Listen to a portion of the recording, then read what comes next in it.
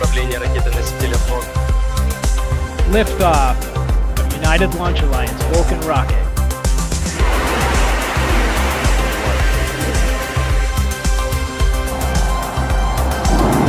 We have liftoff.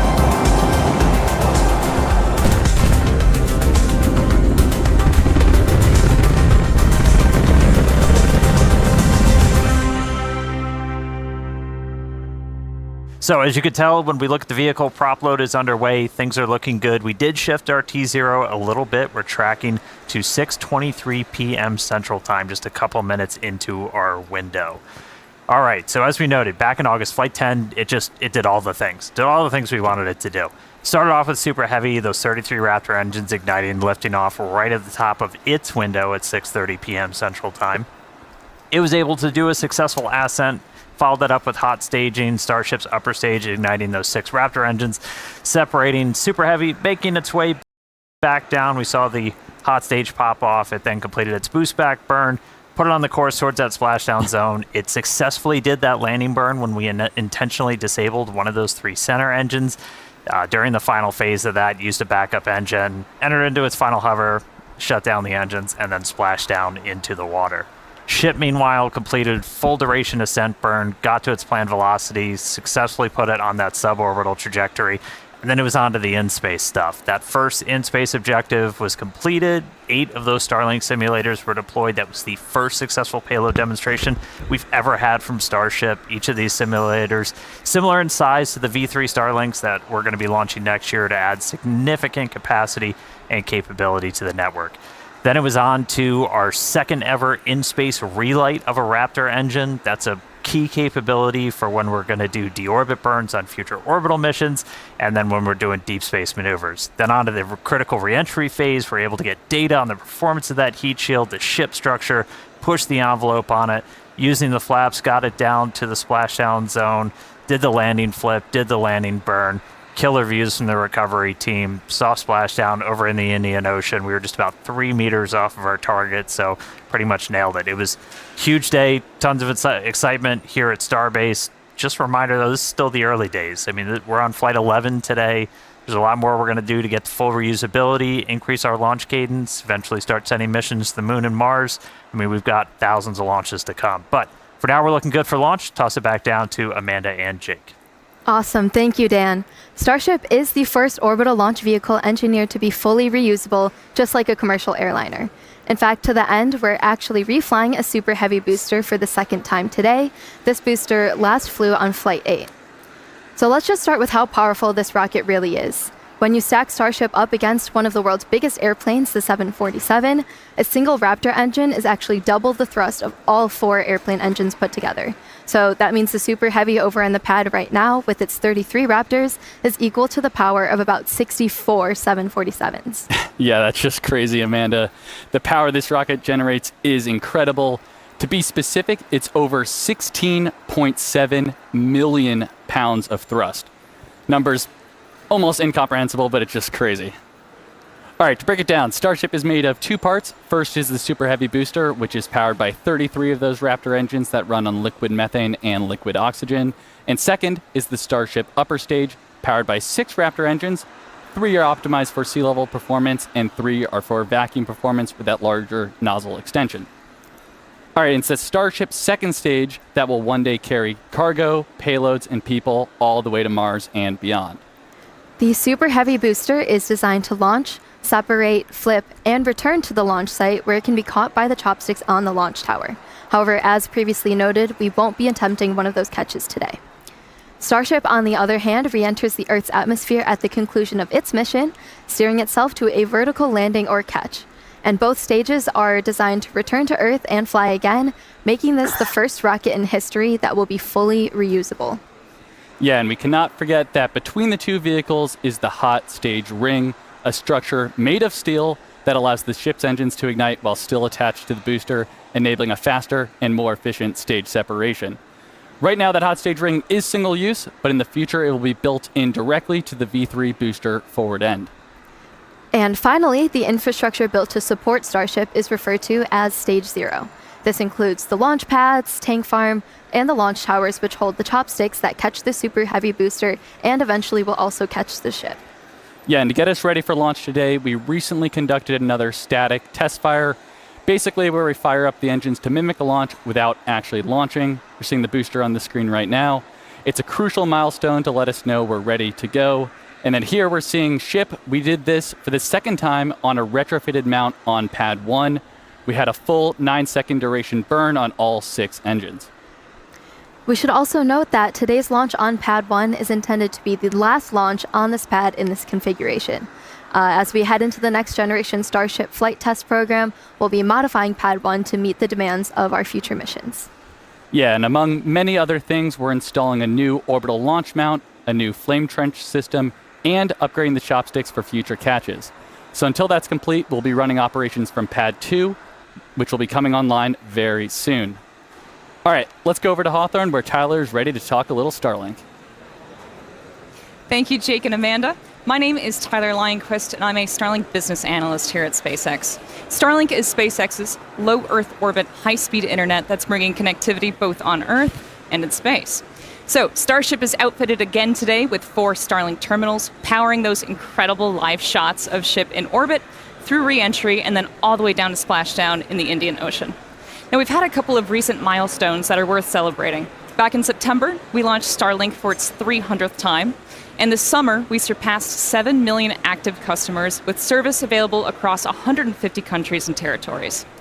We've come a really long way since turning on service for our first paying customer in rural Idaho 5 years ago, back in October of 2020.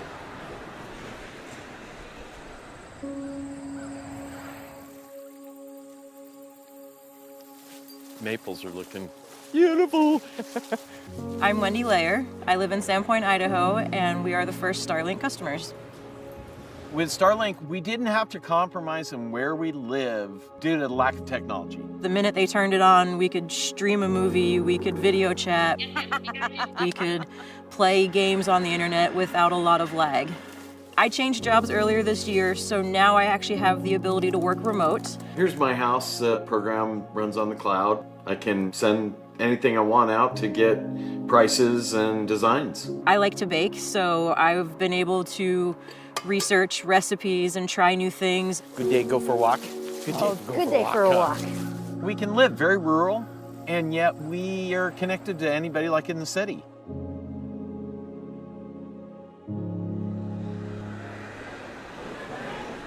And I'm happy to report that Wendy and Sean are still Starlink customers today. So in just over 5 years, we've added dedicated services for aviation, maritime, RVs, and rail, and have expanded our emergency response capabilities. We've activated high-quality internet for millions of people, including those that live in some of the most remote places on Earth. Starlink is enabling rural school districts, counties, and tribal governments to offer online access to education, telemedicine, and many other critical services, in some cases for the first time ever. And yet, a third of the planet continues to go without access to reliable high-speed internet, so there's a lot more work for us to do. But Starlink was designed from the very beginning to meet these needs. And as each new version of Starlink comes online, the constellation's capacity and performance increases significantly. The larger V3 satellites that will deploy from Starship will bring gigabit connectivity to users and are designed to add 60 terabits per second of downlink capacity to the Starlink network. That's more than 20 times the capacity added with every V2 mini launch on the Falcon 9. And then on the cellular front, last month, SpaceX announced a deal that provides Starlink with exclusive spectrum for its next generation direct-to-cell satellites, which will be capable of providing broadband service to cell phones globally. Starlink is the largest 4G coverage provider on Earth. Over 7 million people across 5 continents already rely on Starlink to connect their LTE phones to data, voice, video, and messaging, where terrestrial service is unavailable. So we're excited to have the opportunity to help close those coverage gaps and ultimately eliminate mobile dead zones around the world. So yeah, there's a lot happening with Starlink, and there's a lot more to come. So let's head back to Amanda and Jake at Starbase to take us through today's flight profile. Thank you so much, Tyler. So today's flow profile, we're looking to get our second re-entry with this iteration of ship. And prior to every launch, we work closely with the FAA and international air traffic organizations to efficiently and safely integrate launch and reentry operations into the airspace. And we've got a special guest here. Today. What the? We're live. What's up, guys? How's it going? Good to see you, boss. Hi. Hey. How's work going? Good. We're live right now. What the? Yeah. Getting ready for Flight Wanna say 11. hi? How are you feeling for it? Good. This is the first time that I'm going to be actually outside standing and watching the rocket. Because normally I'm in mission control and stuff. Okay. Yeah. But now I'll be standing out in the garden there. Okay. So Awesome. it's really going to be much more visceral. Yeah. You're gonna feel Great it. place It's to gonna watch. be. It's gonna be. It's gonna be awesome. All We'll be in here this time, but usually we're out there watching. Yeah. right, sounds good. All Good right, luck later. and have fun. Have fun. All right, so that was an exciting cameo there. But yeah, starting with liftoff, we'll get into the flight profile here. Super Heavy will ignite 33 engines, 24 of which are flight proven today. We'll power through ascent ahead of hot stage separation, where booster will shut down all but 3 engines. Stage 2 lights as Raptor engines while still attached to Super Heavy. That is what we call hot stage separation. We'll see a directional booster flip and engine relight for boost back. And we'll be intentionally headed to a splashdown in the Gulf with a V3 style landing burn demonstration today. Meanwhile, ship will continue with its ascent burn to a suborbital trajectory, where it will attempt to deploy 8 Starlink simulator satellites. And we're also planning to relight a single Raptor engine. Then it's time for re-entry, where we're once again testing the limits of Starship's heat shield by intentionally removing tiles.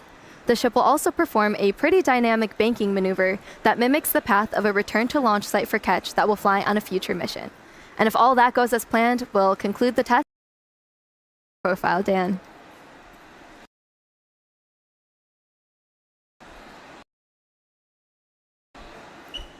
This is planned to be the actively building multiple next generation V3 Starship and Super Heavy vehicles in the factory, kind of right behind us. So let's take a minute and nerd out a little bit.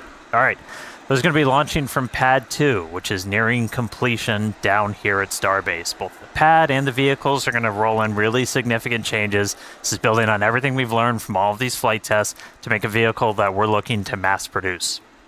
Starting with the Starship upper stage, which is going to look pretty similar on the outside, but it's getting pretty much a complete overhaul under the hood.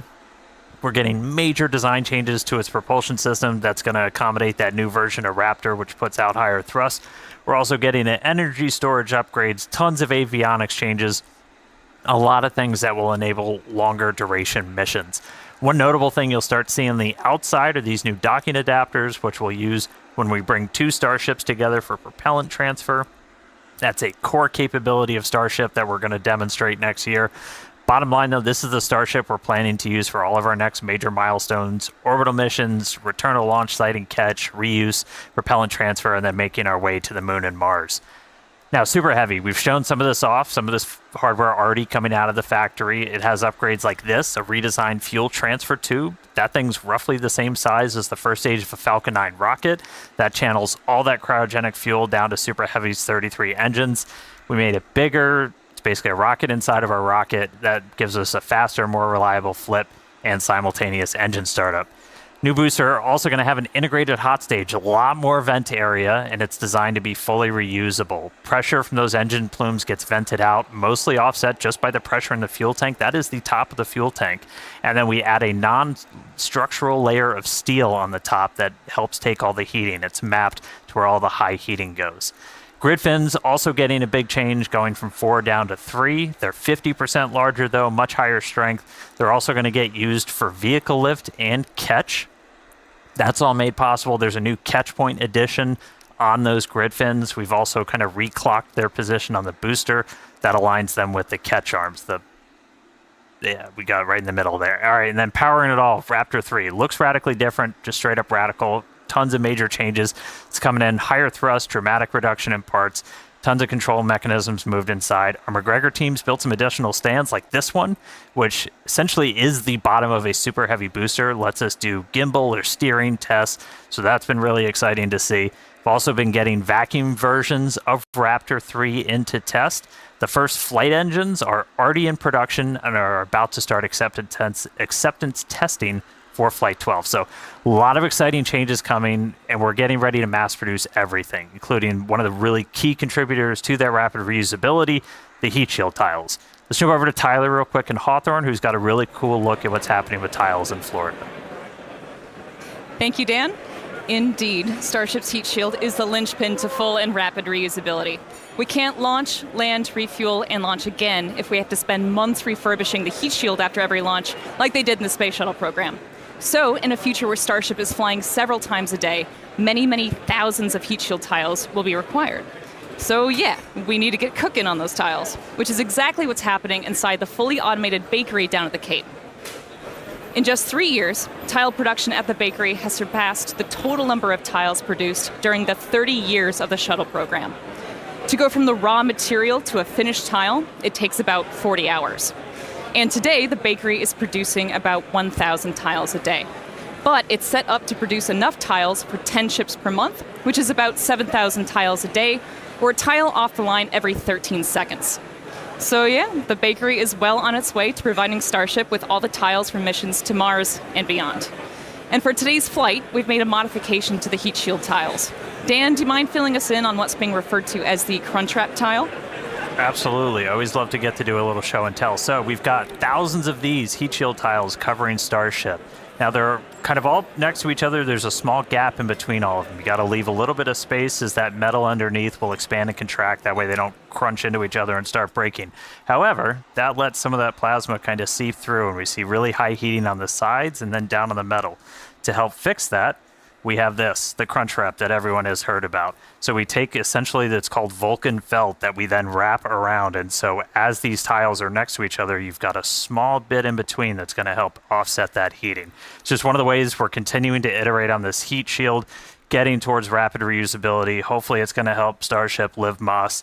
You know, everything is just going to get us to that end state of a fully and rapidly reusable vehicle. So pretty much the entire vehicle has those on it today. We've done this on multiple Starships previously, but this time pretty much the whole vehicle has it. So that was special for today. All right, enough heat shield tiles. Let's go quick check-in on the pad. So if you did notice, we did shift our T0 just a little bit. We're now counting down to 6:23 and 41 seconds Central Time. We shifted a little bit as we were working to finish clearing the range. We are monitoring sea and airspace, both here over the Gulf and in our splashdown location over on the Indian Ocean. We were working with the FAA, a lot of other international agencies to coordinate all of this. Good news, range is currently green. We're able to get everything out of the way that we are tracking in the Gulf. So weather status, I don't even really need to do. Not a cloud in the sky, beautiful day, no probability of violation for launch at this point. We're not currently tracking any issues on the vehicle or the pad. You can see our fill levels are getting up there. We're almost completely done with our propellant loading. We've gone through all of our checkouts so far this morning, aligning our guidance, navigation, and control system, getting the vehicles ready for prop load, the farm. Everything has gone pretty smoothly so far. We got through our go, no go for prop load. That happens at T-minus 1 hour and 15 minutes. We've been loading fuel and locks on board the ship since about 53 minutes before launch. Boosters started just about 10 minutes after that. We continue loading prop until just around 3 minutes before liftoff, and then at that point we'll be ready to go. So bottom line at the moment, we're looking real good. Again, 6:23 and 41 seconds Central Time is our target T0, so we're going to keep counting down. Sounds like great news so far. Thank you, Dan. And we do say it repeatedly because it's important to understand, but these flight tests are all about the data. Data helps us build and fly faster until we're eventually ready to fly people and cargo at scale to Mars. That is our foundational mission and basically just the major inspiration for our work here every day. Yeah, that's exactly right, Amanda. And our first missions to the Red Planet are just down the road, and we recently shared some exciting news. Starship cargo flights to the Martian surface for research, development, and exploratory missions begin in 2030. And we already have our first customer. Yeah, exactly. Starship is open for business, and one of the first payloads will be provided by the Italian Space Agency. They recently signed a first-of-its-kind agreement to carry Italian experiments on the initial Starship missions that deliver customer payloads to Mars. In related news, Starship cargo flights to the surface of the moon for research, development, and exploratory missions will start in 2028. So a ton of Starship activity to look forward to, and if you'd like to learn more about our mission to making humanity multiplanetary, go ahead and visit spacex.com/Mars. Okay, now as we get closer to launch, development continues down here at Starbase, Texas, to shape this growing city into a truly unique place to live and work. And part of being a city, particularly one surrounded by nature, is environmental stewardship. The nearby Boca Beach dunes have unfortunately been eroding at an alarming rate for some time, so SpaceX is teaming up with Cameron County and the city of Starbase to stop that erosion and hopefully preserve the beach for years to come. Yeah, and as one of its first permanent residents and someone who's actually called Starbase home for over 3 years now, I can tell you the beach totally adds to the uniqueness and awesomeness of living here. Starbase is truly unlike any other place on Earth. You know, where else can you see the world's biggest rocket every single day? Yeah, Starbase is definitely the place to be, and we're always looking for more people to come help build the future of spaceflight. Yeah, particularly engineers, especially for our propulsion and mechanical system teams. You could be working on tests just like these ones, proving out the designs of our next generation Super Heavy booster. Fun fact, we actually tested the booster to 13,400 tons of thrust, which is more than the power of 3.5 Saturn V rockets, which is just crazy. We're also looking for civil and structural engineers to help literally build the future. Whether it's buildings like the Gigabays currently going up at both Starbase and the Cape, each is a massive vertical integration and assembly facility with over 700,000 square feet of workspace. Both sites are currently in progress, actually going vertical as we speak. Or you could be designing the Starship launch sites of the future. There's really no shortage of future to build here. So visit spacex.com/careers to see all of our openings if you're interested. Okay, now as we head into terminal count, all eyes are on the rocket. Dan, how are we looking? Are we green? Amanda, we are so green. Everything's still looking really good. So we've got a green range, not tracking any blockers there to launch. We're continuing to load prop on board the vehicle. We're just about to close out, so we'll close out, again, just about 3 minutes and 20 seconds before liftoff. We'll close out on ship, and then booster just about 30 seconds later, and then you end up with about 11 million pounds of liquid propellant on board those two stages. After we're fully loaded on the vehicle, the pad itself gets ready for launch. We do what's called pushbacks. We clear all that prop out of the lines in the tower and the feed system back into the tanks to get ready for launch. And then in the next couple of minutes, we're going to do our final GNC guidance, navigation, and control system alignment. We're going to arm the automatic flight safety system, and then we're going to do final kind of wiggle checks on the steering for the engines, which we might be able to catch a quick peek at as we get closer to those. If we need to hold, which we are not currently tracking a reason to, that would happen at T-minus 40 seconds. It's built into our countdown. We can pause and wait there for any final checkouts, anything that we need to hold for. Once we pass that T-minus 40 seconds, a number of events will occur in rapid succession. The ground spin and ignition systems come up to flight pressure, and ship switches to internal power. After that, the quick disconnect arm lockout is removed in preparation for retraction shortly after T0. Now, once we pass T-minus 40 seconds, if any problems come up, we do still have the ability to recycle the count under certain conditions back to T-minus 40 seconds and hold there to assess what happened and then see if we can proceed again to liftoff. Yep, however, once the water for the deflector system begins flowing at T-minus 10 seconds, any issue after that would be an automatic scrub for the day, as teams would need to refill the deflector's water tanks as well as the propellant storage tanks at the tank farm before making another attempt.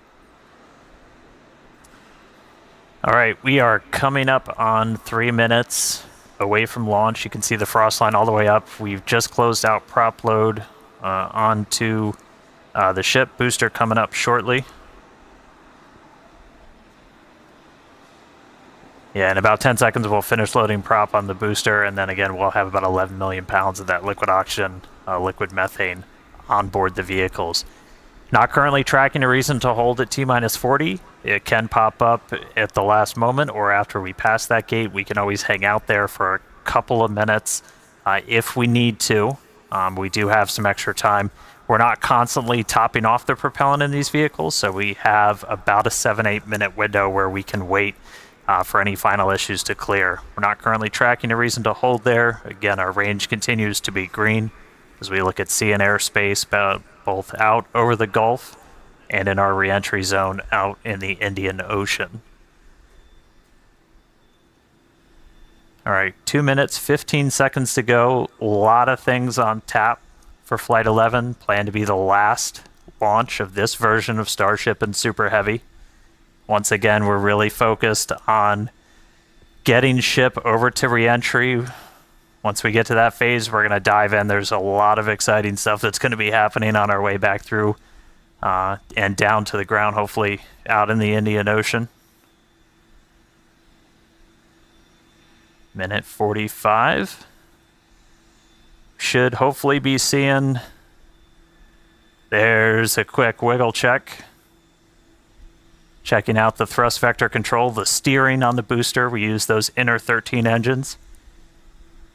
Doing their one final dance before the big show. And we'll do that one more time after we cross that T-minus 40 gate. Alright, range continues to be green. Still not tracking any issues on vehicle or pad. 1 minute to go.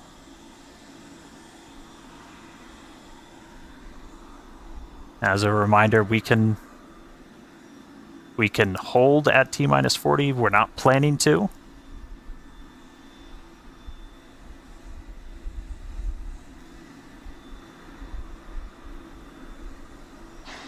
All right.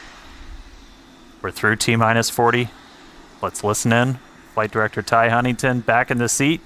Take us through the final Flight seconds Directors, go until for launch.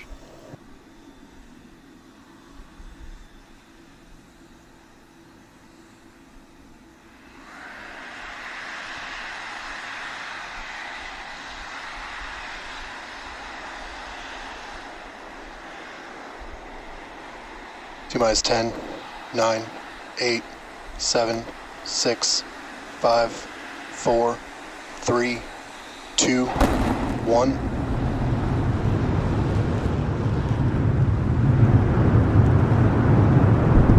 We have liftoff. Go Super Heavy. Go Starship.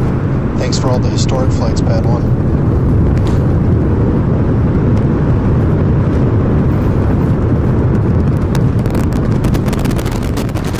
Vehicles pitching downrange. Booster Raptor chamber pressure nominal.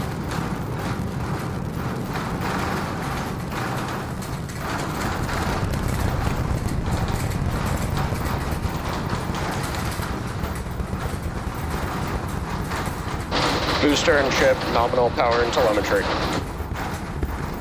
All right, we are about 45 seconds into flight. We're still getting the rattle here at Star Factory. We are seeing 33 out of 33 Raptor engines lit on Super Heavy as it arcs across the Gulf. Coming up next on Max Q.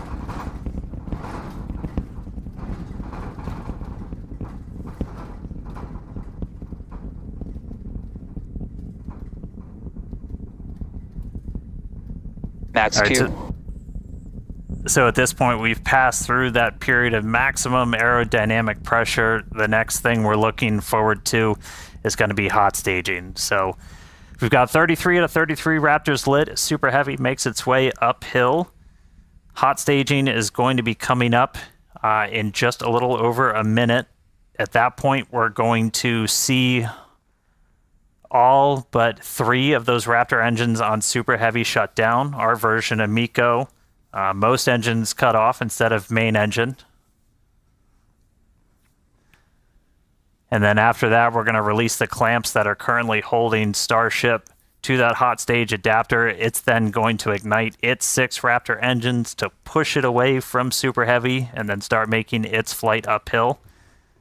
So in about 30 seconds, we're going to see the engines start to shut down on Super Heavy. You'll see them kind of shut off in separate banks until we've just got those 3 center engines that never stop running for this process, and then looking for 6 ship Raptors. All right. MECO coming up in about 10 seconds.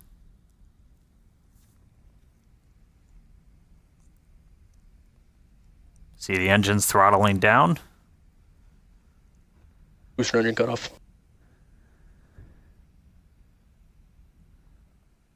Ship ignition.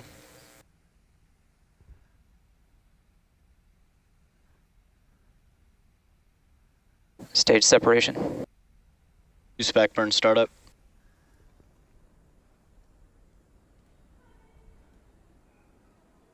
All right, successful hot staging maneuver. So we've got 12 of the 13 engines lit back up on boosters, so it's doing its boost back.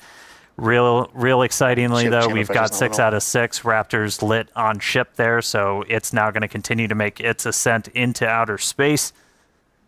Meanwhile, this boost back is happening. We're using those 13 engines, so everything, well, 12 out of the 13, and then we go down to 3, and then we're going to shut down for the end of boost back. That's sending Super Heavy back towards its planned splashdown zone in the Gulf.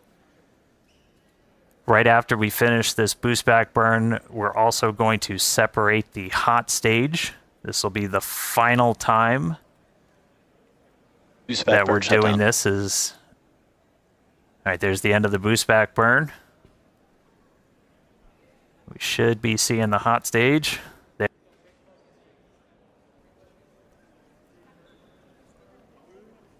So the hot stage separates. It's going to make its way down, also splash down in the Gulf. In the meantime, though, these 6 ship Raptors are going to continue firing for about 5 more minutes. Next up for the booster, though, is going to be its landing burn. There's a cool tracking shot. We dump some of the prop out on our way back in. All right, so for booster, this is one of the main things we're trying to get is going to be this landing burn. Oh, that's so you can see the hot stage kind of making its way towards the left side. So that's the bottom of the booster. It's about to pass right in front of where you can see some of that prop dump happening. They look like they're close together, but there's a good amount of distance between them, and the hot stage will go down and splash down in the Gulf while the booster comes back for its landing burn. Starship is on nominal trajectory. All right. Looking good on our trajectory, looking good on everything. Jake and Amanda, you guys with me down there? Yeah, definitely. The crowd is gathering over here in the office. You can definitely feel the energy in here. Great to see that booster is making its way down to the splashdown zone in the Gulf. Yeah, the shaking down here was absolutely nuts. The windows are still there, still intact. So that was pretty awesome. But yeah, booster's coming down. We're at about 30 kilometers. All right, yeah, and as we approach that landing, just like tower catches, we will be doing a 13-engine landing burn to slow down. This time it will be in a V3 configuration. And as we're starting to get into the denser part of the atmosphere, the booster is using 4 hypersonic grid fins to guide itself through atmospheric entry towards its landing site. And we're just about 20 seconds away from landing burn start, where we'll first ignite the center 13 engines, then bring that down to 5 to slow down the booster for landing. And finally, that will come down to 3, and we'll cut all of them off while we're still about 200 meters in the air. So booster is going to see a bit of a harder landing. Booster landing burn startup.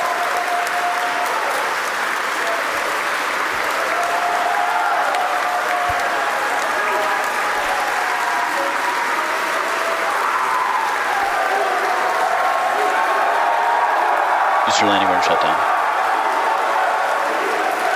And there we heard it, booster landing burn shutdown. We saw a 13 to 5 to 3 V3 demonstration, and into the water we go. Wow, that was absolutely awesome. If you can even hear us right now, congrats to the whole SpaceX team. So far, so good for today. That was incredible. All right, great stuff, guys. I'm jealous of the crowd. All right, back to ship. Ship still making its way. We've got a little under 2 minutes left in this ascent burn, so we've got all 6 Raptor engines still firing. So the next major milestone we're going to be looking for is SECO. That's our second stage engine cutoff. That's should be coming right at about 8 minutes and 58 seconds into flight. So we've got about 1:20 still to go. Really cool to see Booster go through that landing burn. That was one of our really key demonstrations we wanted to try and do today. That's mimicking what we're going to be hopefully doing. Oh, we just got our sonic boom, sounds like, from the booster coming back. All right, less than a minute to go. So we are going to see the 3 RVACs, the vacuum optimized engines, shut down first, and then we'll shut down those 3 center engines. So we should be a little under a minute until SECO. Just a reminder, this is putting us into a suborbital trajectory, so we're intentionally just going slow enough that we're not going to achieve full orbit. This puts us on a course where those engines shut off, and no matter what, we're coming back. Starship is in terminal guidance. In the Indian Ocean. All right, terminal guidance. So we should start seeing the shutdowns come up in just a couple seconds. Less than 30 seconds to go in this ship ascent burn.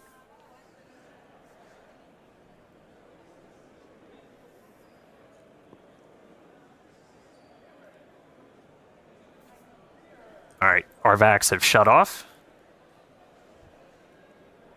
3 more to go.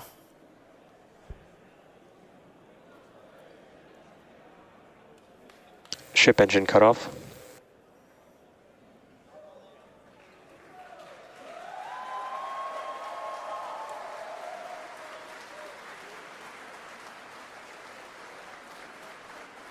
All right, all ship Raptors have shut down. Nominal orbit insertion.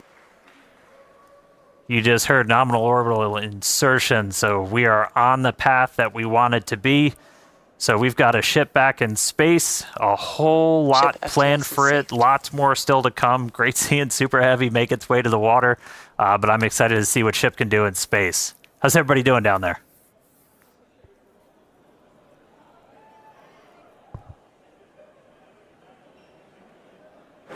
Yeah, if you could hear the crowd behind us this whole time, people are definitely happy with how the day's been panning out so far. Definitely exciting to see Starship safely in space, and super pumped to see all the team's hard work in action here today. Yeah, and we guaranteed it at the start of the show, but it has been an awesome day so far. It's crazy. All this has happened in just 10 minutes.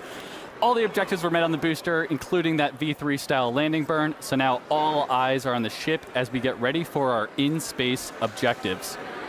But we've got a few minutes until that next milestone, so sit tight, enjoy the views, enjoy the space jams. We'll be back at T+16 minutes for payload deploy.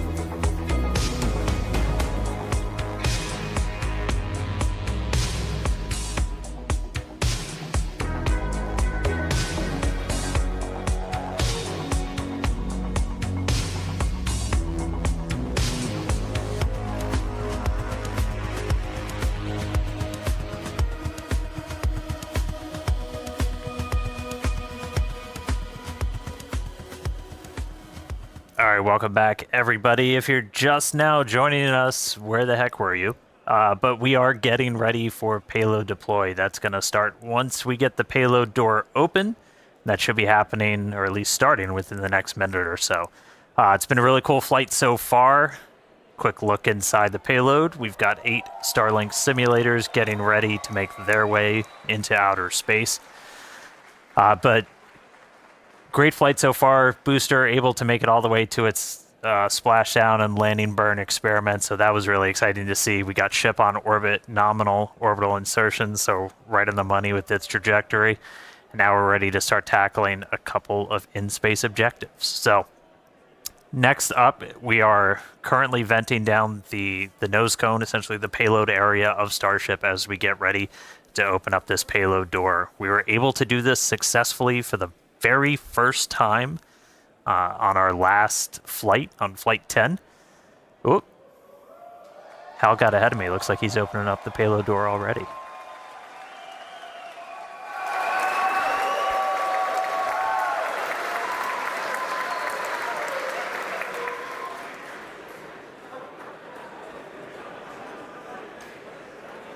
All right, looks like we got the door open.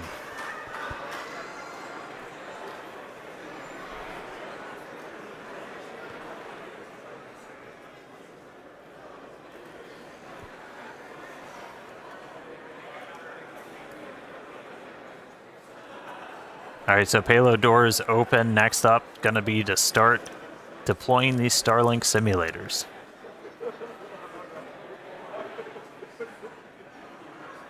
They are roughly the same size as the V3 Starlink satellites that Starship's going to be carrying. That's going to add some pretty crazy capacity. We'll run through the numbers in a little bit. We were able to do this for the very first time ever on our last flight, and so this will be another test. We made a couple of tweaks to the rails for deploying this based off of what we saw last time, but excited to see these get out the door. Our next iteration of Starship's also going to have kind of a more powerful PEZ.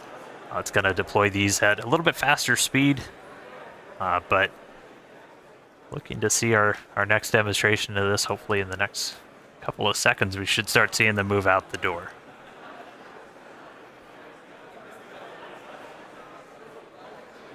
I mean, that view on your left, so you're basically, that would be if you were sitting at the very top of the nose cone looking down. So there's kind of a short stack. There's 4 on either side, so 8 total. When we start flying Starlinks, for their actual deploy missions, we're going to be carrying stacks of about 60. So much larger stack once we start flying these operationally, but still doing a little bit of a short just for this payload deployed today.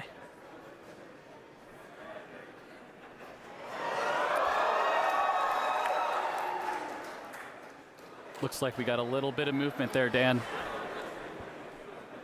Coax it out. Get it moving, Jake. There we go. All right, first one going out.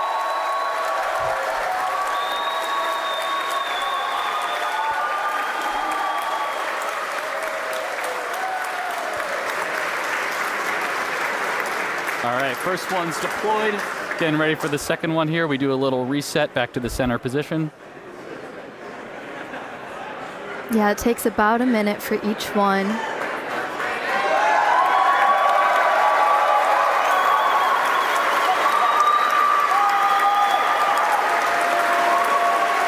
Looks real smooth too. They made a couple of tweaks to those rails. If you watched the last ones, it had a couple of bumps on the way out, but moving out super clean this time.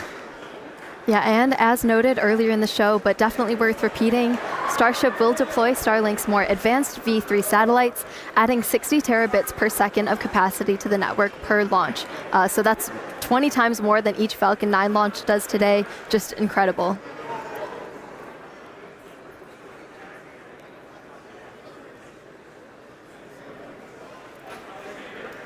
Yeah, and anybody that's been following Starship, you know, Starlink's kind of the MVP for these flight tests, where it's not only giving us the views we're seeing right now, but also just real-time data through every phase of flight. So we've got a couple dozen cameras on Starship. We've also got a bunch of cameras spread across the globe, including out in the Indian Ocean, where we've got our fun buoys floating. There goes another one.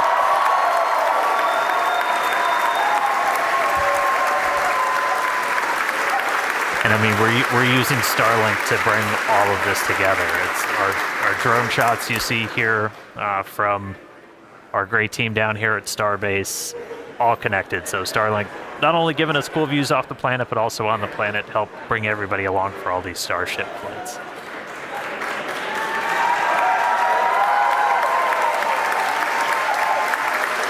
I think that's number 4. Somebody check my math.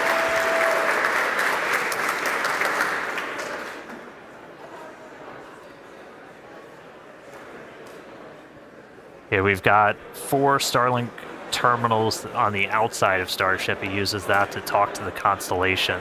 And through that, we actually get about 120 megabits of bandwidth for our downlink. That's our real-time HD video, all of our telemetry. So it's not just kind of giving us these cool views inside, but it's giving all that engineering data in real time, including re-entry, when normally a plasma layer builds up and blocks you out. Starlink, powerful enough of a frequency that we're able to kind of punch through that and still get that live view.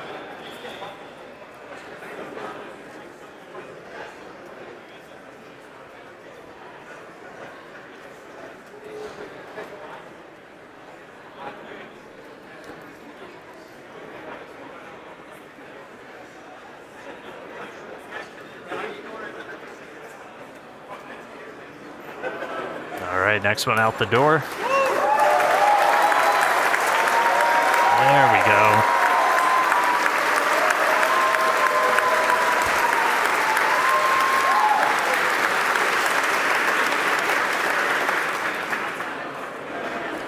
All right, yeah, Starlink is the world's largest satellite constellation operating in low Earth orbit to deliver high-speed, low-latency broadband internet. This provides internet access to people around the world, many of who have never had connectivity before. Oh.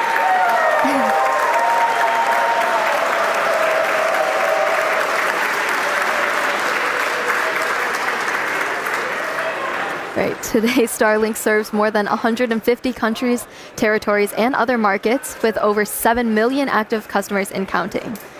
To meet the global growing demand for high-speed internet, SpaceX expanded its factory over in Bastrop, Texas, which is just outside of Austin, and also introduced Starlink Mini, as well as an upgraded version of the Starlink Standard Kit. Yeah, and one thing to note about the satellite deploy is that they will be following the same suborbital trajectory of the ship. So these dummy sats will not be going in orbit. We do expect them to burn up on re-entry. All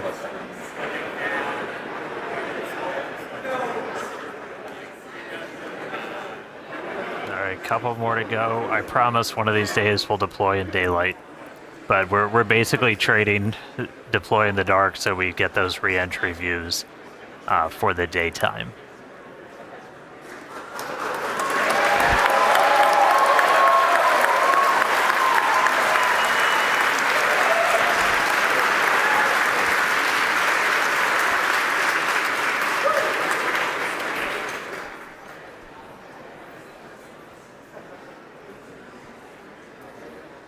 think we got one more to go.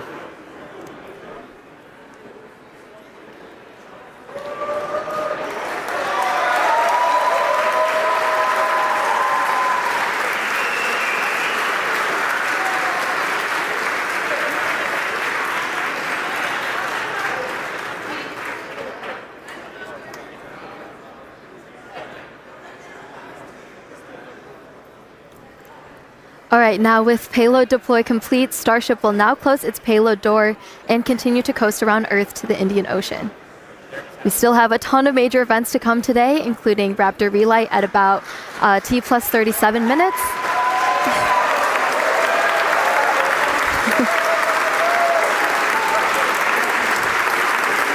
That will be followed by atmospheric reentry and splashdown. So with that, we're going to go on another quick coast. Yeah, if you can hear us.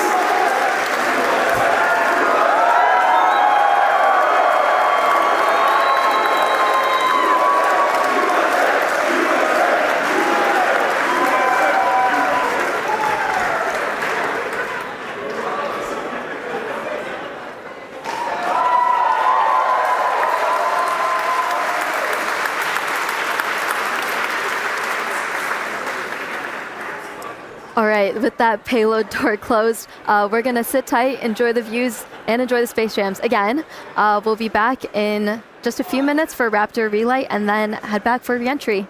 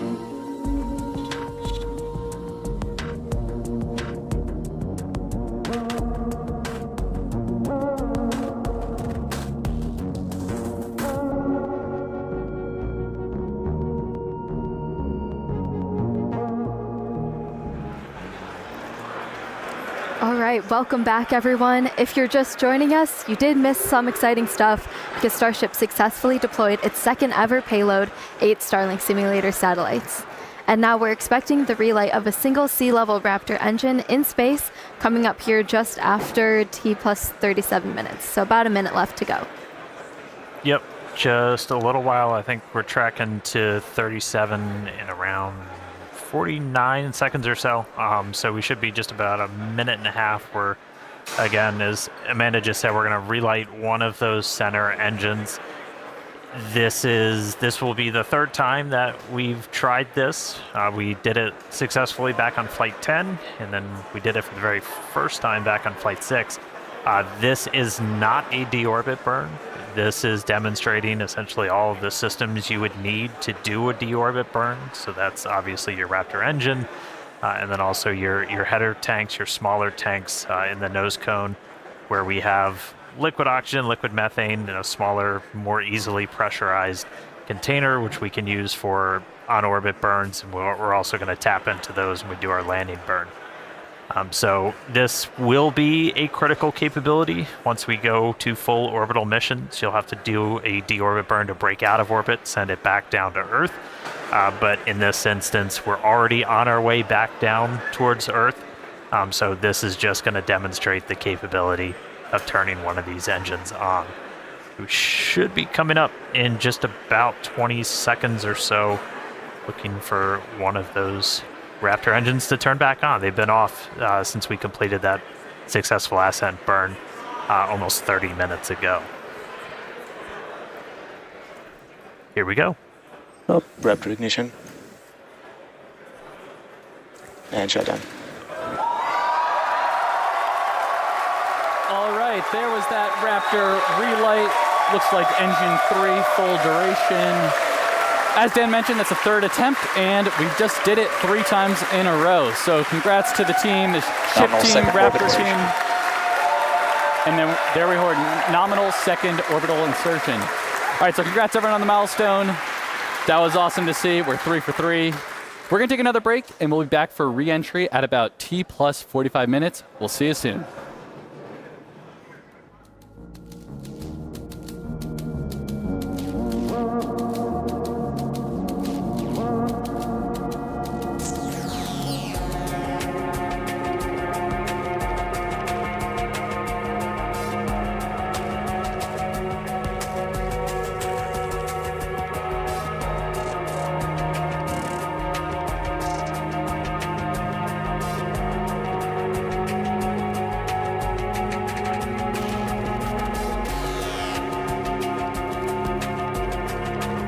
Starship is slewing for entry.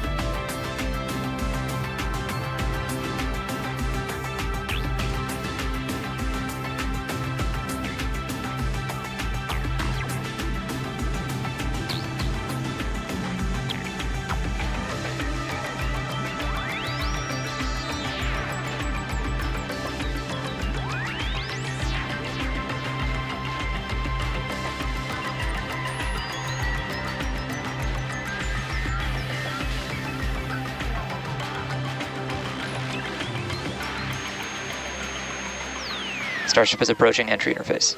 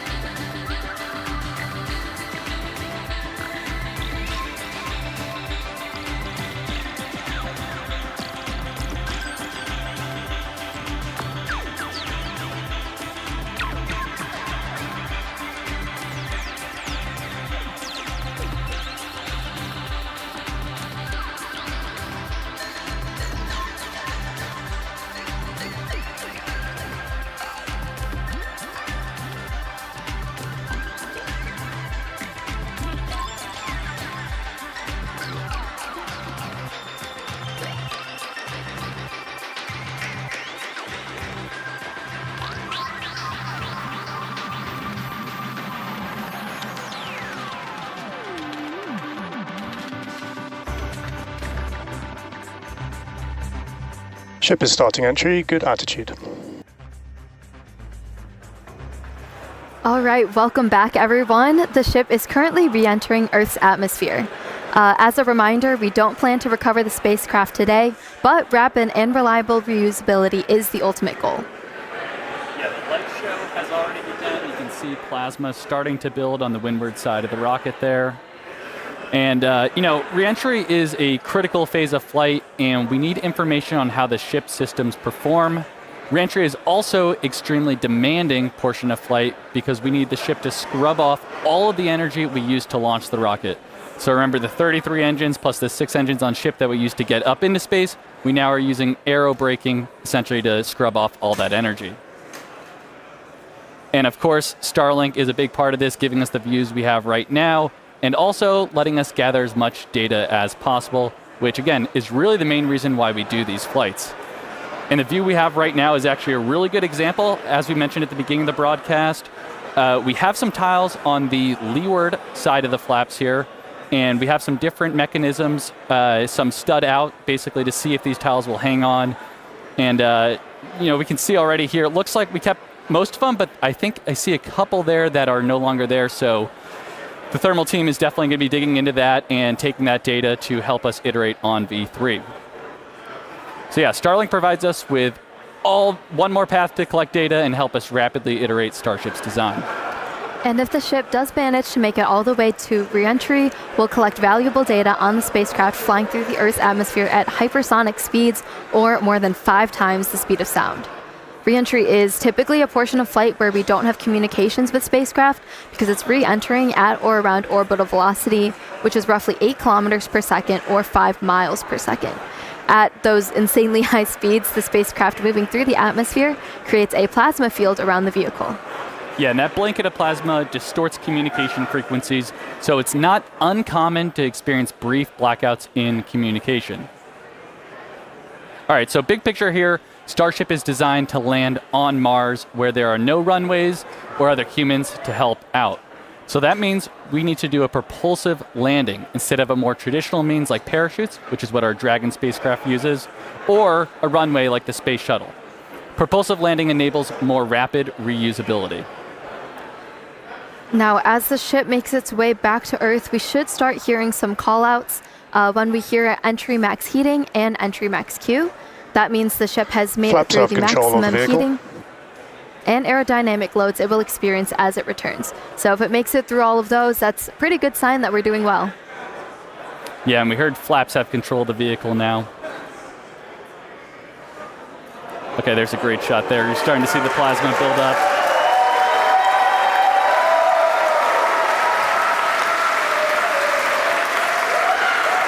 So we will hear a call out when the ship is transonic and then subsonic. Transonic refers to the period of flight where the velocities of airflows surrounding and flowing past the vehicle are concurrently below, at, and above the speed of sound, somewhere in the range of Mach 0.8 to 1.2. All right, a lot of numbers coming up here, but for reference, commercial jets have a range of cruising speeds, but most fly around Mach 0.74 to Mach 0.85, which is 480 to 575 miles per hour, or 770 to 930 kilometers per hour. Right now, we're going a little over 26,000 kilometers per hour. So compare that to the airplane at 930. It's like pretty crazy how fast we're going here. All right, and after we hear the call out that Starship is transonic, we should hear the call out that Starship is subsonic.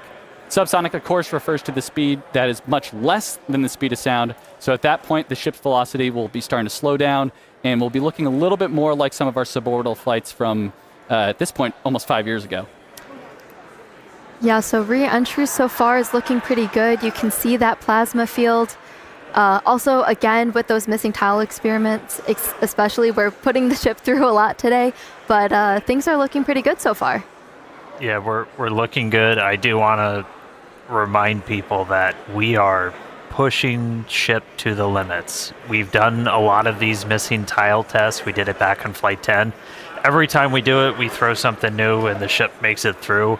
This time, we're really pushing it. We've removed these tiles in some of the spots that see the highest level of heating. And we remove tiles that have zero backup protection underneath. So there's essentially just bare steel. It's one of the heat of re-entry. And so do not be surprised if this is not a very smooth flight on the way down. But again, this is intentional. We are trying to find what are the limits for a ship. How resilient are we to these different issues that could pop up? If we lose a tile anywhere in the vehicle, we want to know what that ultimate impact is going to be. So we've got a couple missing. We had a bunch pulled over the primary fuel, the LOX tanks, everything. This one, we've got a tile missing right on top. So that's going to see some of the highest temperatures during this re-entry, and there's just bare steel right underneath it. So we're going to see if Starship's robust enough to pull through that. Also have some tiles missing around the aft flaps, specifically on the leading edge. So again, we're getting a really good look right at the leading edge. That's getting really intense heating. So again, gonna see if it can make it through. See if all the flaps hold on, see if Starship holds together. But definitely could be a bumpy ride, but this is why we're flying. This is why we're flying in this part of the world. This is why we're putting Starship through these flight tests to really understand what its limits are.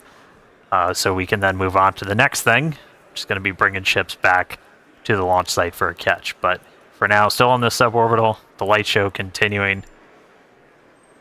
Keep following it in. I think we got about 15 minutes until splashdown. Yeah, Dan, it looks, you can see our speed our speed indicator in the bottom left there. It looks like we're starting to scrub off velocity a little bit quicker.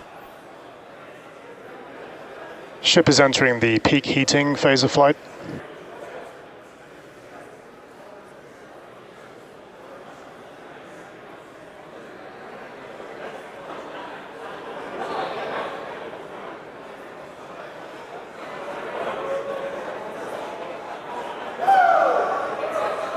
Looks like we can see some clouds down there as we pass through 70 kilometers altitude. Yeah, the sun's starting to come up again. Ooh, there we go. There we go.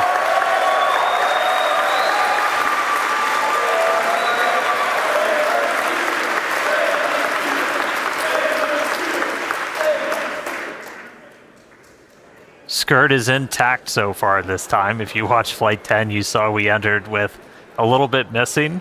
That was ultimately traced to a little bit of buildup. We dumped prop on the way. We had a little bit of solid propellant buildup, and then either static discharge or the plasma ignited it, took out a tiny bit of that skirt, some of the aft flaps, but Starship, again, was able to fight through it, make it all the way to that landing burn.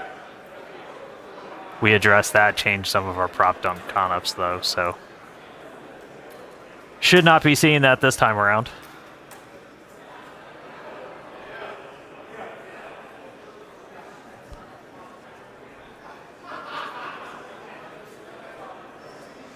And as a reminder, in addition to these missing tile tests, we're doing kind of a unique flight on the way in. It's going to do what we call a banking maneuver. So while we're still going supersonic and even hypersonic, we're doing kind of a banking turn. And then we'll do a pretty aggressive turn right as we get into the subsonic and start doing our belly flop. And that's designed to essentially be the approach that we would do on a return to launch site and a tower catch. So don't be surprised if we see the ship start to turn and make a few maneuvers as it makes its way down to the Indian. And fun fact, even though we're doing all this turning, we're essentially targeting the exact same spot in the Indian Ocean we went to last time.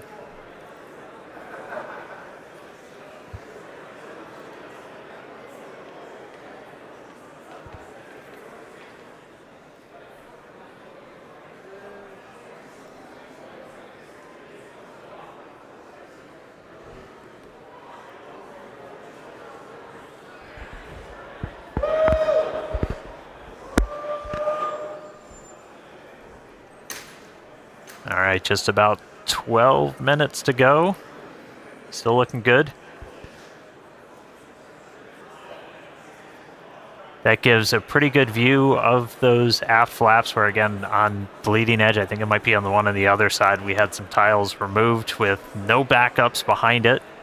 So again, we're really trying to stress some of the most sensitive areas around Starship, where basically if you lose a tile, it's the worst possible spot. And if we're able to make it through this, then that tells us quite a bit about just how resilient this vehicle is.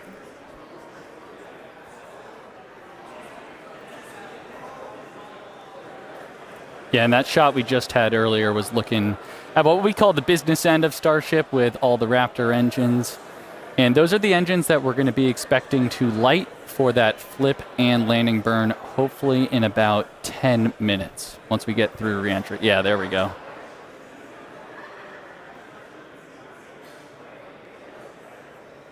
Yeah, looking at E3, that's the one we did the relight on. So it's 2 for 2 so far. We'll see if it can go 3 for 3. Yeah.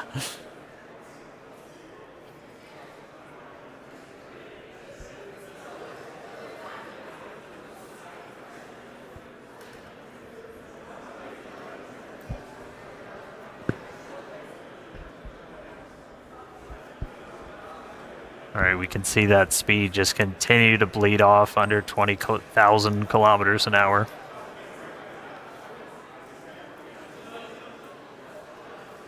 Ship's still holding together. Yeah, and if you look in the bottom right, looks like we've made it all the way to the Indian Ocean. We're coming up kind of near Australia, the west side of Australia there, so pretty crazy. We're only 56 minutes in, and we've made it all the way, halfway around the world.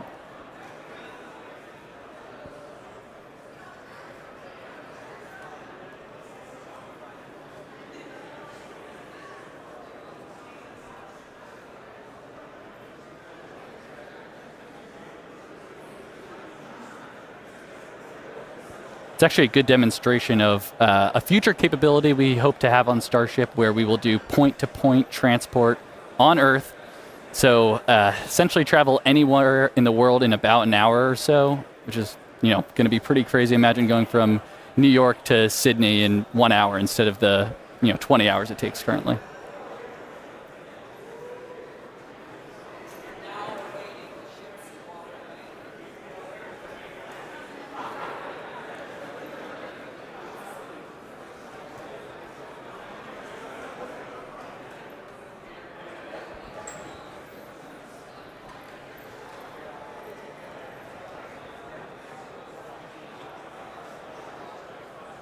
And a reminder, so this camera is, we see some of the heat rate picking up a little bit.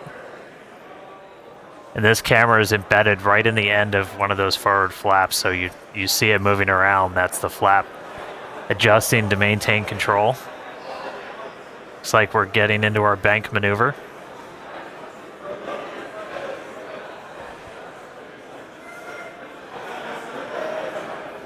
Now power sliding through the atmosphere. External temperatures are coming down.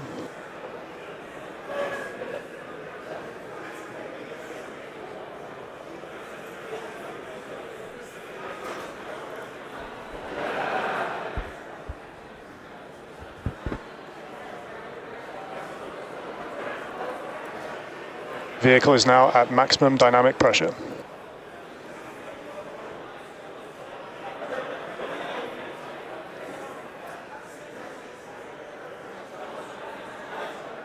All right, that was basically our reverse max Q, so most aerodynamic stress that it's going to see during reentry, we just passed through it. So we're past that, we're past peak heating.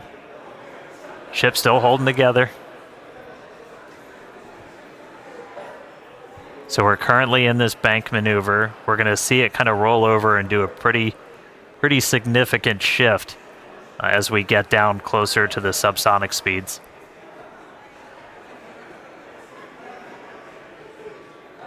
Yeah, and that bank maneuver that Dan's mentioning is all in part of us to learn about the guidance, navigation, and control for return to launch site missions. So in the near future, we're hoping to return the ship back to the same pad we just took off on 59 minutes ago, and we've got to do some of these pretty dynamic bankings to make that trajectory work out.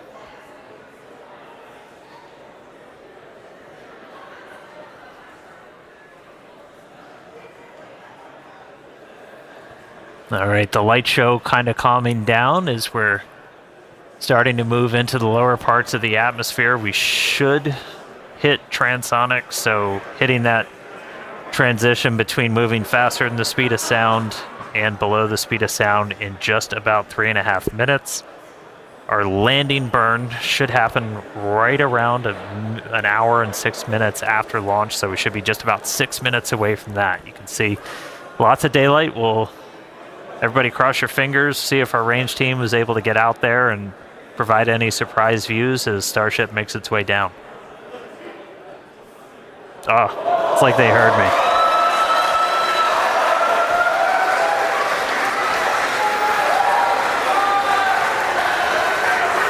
Ready and waiting, let's go. Dan, you just spoke that view into existence there. And again, all brought to us by Starlink. Maneuver has started. All right, there we go. So we're now starting into our really heavy bank maneuver. Again, this does almost like a half circle loop to our actual trajectory. We're heading to the same exact splashdown point, but we're kind of doing a more roundabout way to get there, where it's this kind of big, long half moon loop and then a really aggressive and a twist right at the very end, and that would line us up with the launch tower. Starship, on a return to launch site, would fly over the tower, do a quick landing burn flip, and then come down for catching the arms.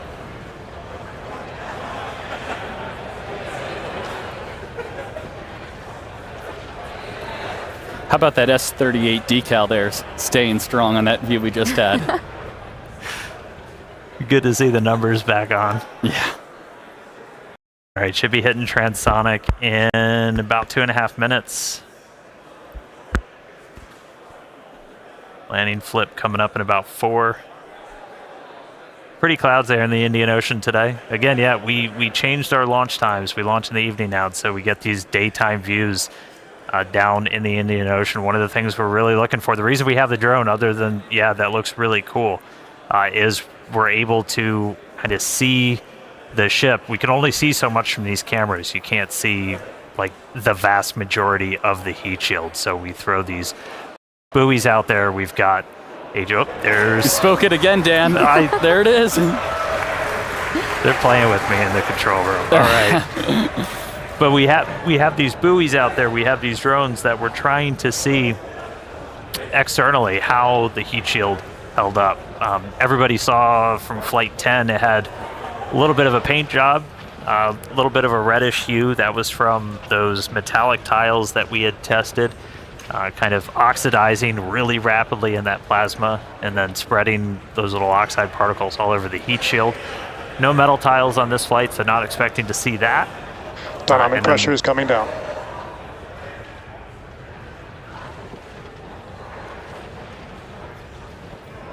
Hope nobody gets seasick. All right, coming up on transonic shortly. It's about 2.5 minutes of landing burn. Yeah, and once we get to around the 15-kilometer altitude mark, that's where we have a lot of flight history. Starship is transonic, starting the belly flop phase of flight. Yep, that belly flop phase that we perfected in the suborbital campaigns, we're entering that now.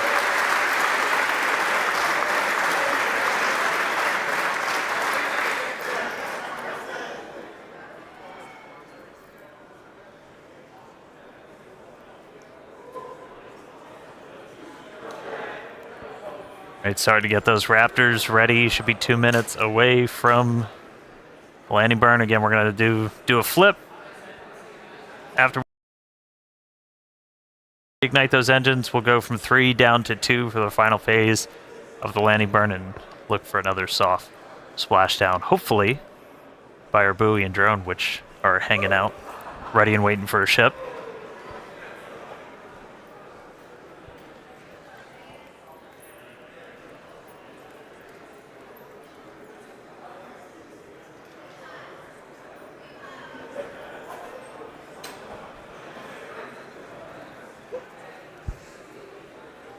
Seeing all 3 center engines have entered the chill phase.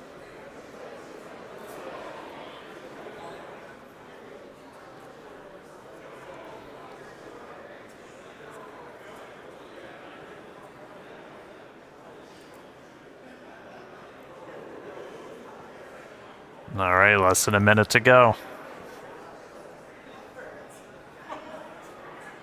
The ship is making its turn for final approach. And here's this kind of aggressive final turn that would essentially position it so it's right behind the launch and catch tower.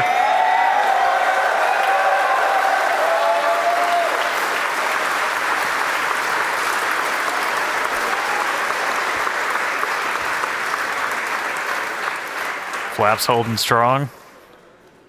Landing burn in just under 20 seconds.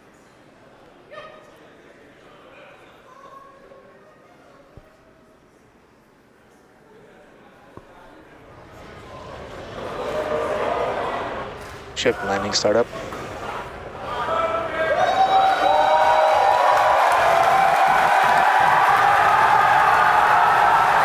There's our landing burn.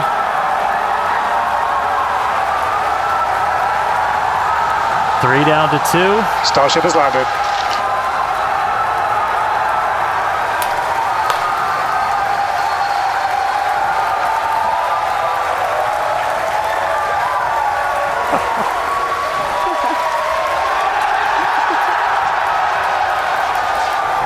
As we said, we're not planning on recovering the ship today. Hey, welcome back to Earth, Starship.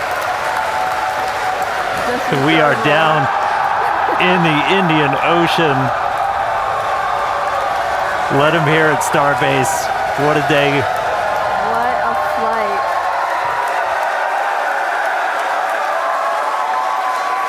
Oh. All right.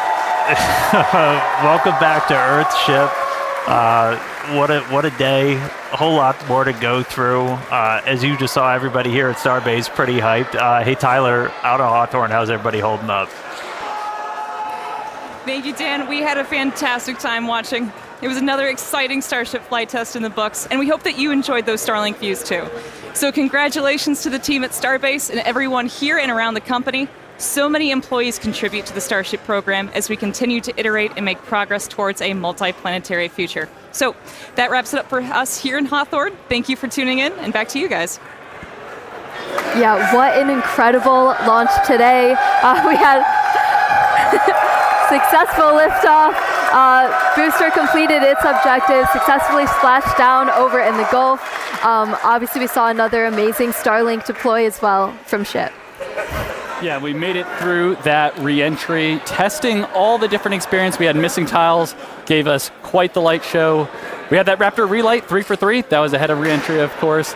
And then that awesome splashdown that we just saw, including that dynamic banking maneuver to simulate RTLS when we returned to the launch site.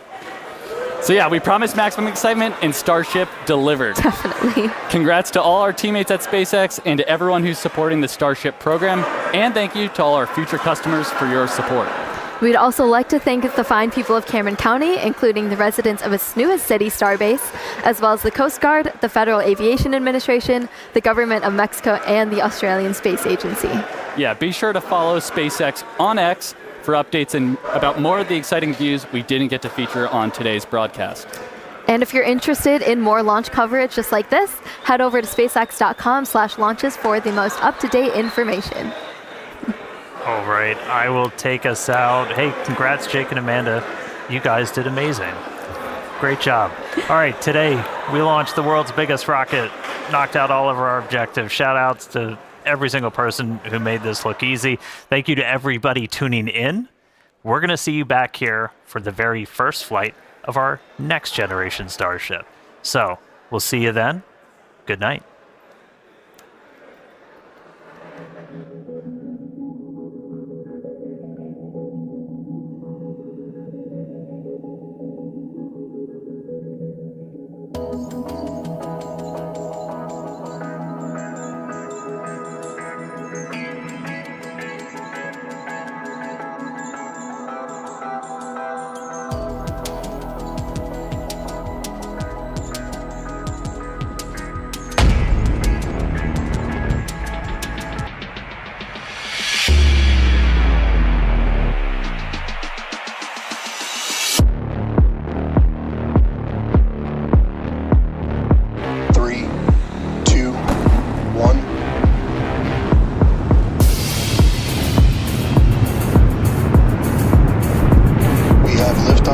Go Super Heavy, go Starship. Thanks for all the historic flights, man. Booster engine cut off. Ship ignition. Bring that down to 5 to slow down the booster for landing. And finally, that will come down to 3, and we'll cut all of them off while we're still about 200 meters in the air. So booster is gonna see a bit of a hard Booster landing, we'll start it.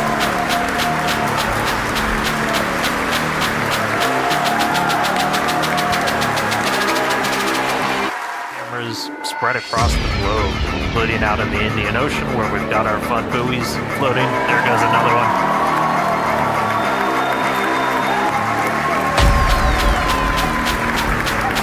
And I mean, we're using Starlink to bring all of this together.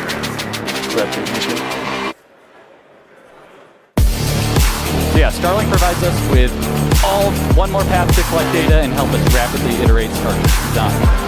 And if the ship does manage to make it all the way to re-entry, we'll collect valuable data on the spacecraft flying through the Earth's atmosphere at hypersonic speeds.